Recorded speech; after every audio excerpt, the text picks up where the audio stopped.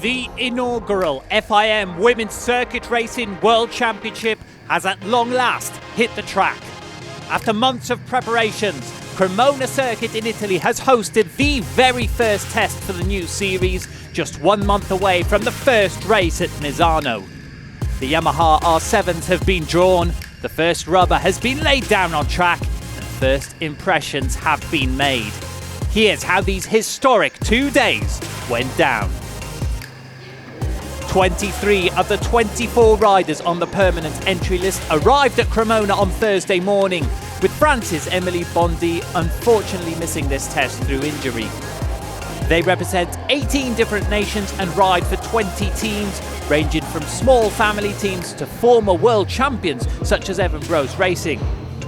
The riders were initially assigned the Yamaha R7s for the season, the twin-cylinder 689cc powered bike that is identical for all riders across the class. On Thursday, this was followed by an initial briefing with sporting and technical staff before the riders were led out into pit lane at noon for the first laps of the day. First contact with the R7 was a 10-minute warm-up session led by Australia's Taylor Ralph with a fastest lap of 1 minute 50.113 seconds. A welcome surprise for the 27-year-old from Warrnambool. So I've never ridden here before, never ridden this bike before in Europe, and we only came here last week. So yeah, to top the very first practice session for this history-making Women's World Championship, it's a little bit of a dream come true.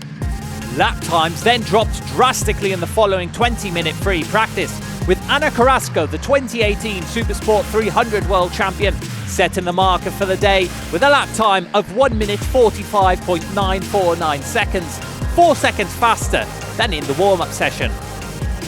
Germany's Lucy Michel, who joins from the IDM Supersport 300 Championship, was second, 0.4 of a second off of Carrasco's lap time, with the Czech Republic's Adela Urednickova in third, despite suffering a crash at the end of the start-finish straight.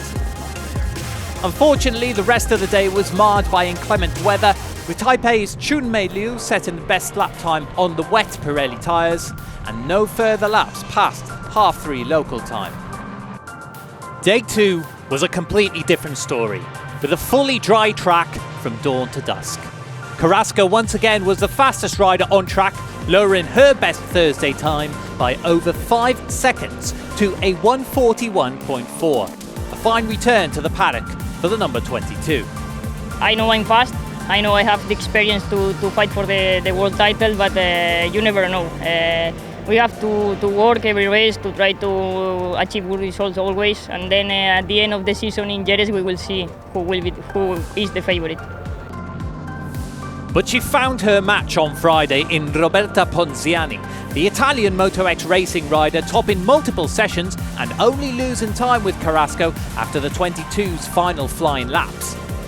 With Spain's Sara Sanchez in third, it seems like some of the more experienced riders have found it easier initially to adapt to the R7. I raced last year in Italian Championship, female Italian Championship, and before in the European Championship, and I'm very happy to be in the World Championship finally. Just one more rider set a lap time in the 1:42s or lower. The 4-time European champion Beatriz Neila, who was working alongside Jonathan Ray's WorldSBK crew chief Andrew Pitt on Friday. Ultimately, timings in this test were far less important than finding a first feeling with a bike ahead of Misano, with many riders racing not only on an R7 or at Cremona for the first time, but out of their home countries altogether.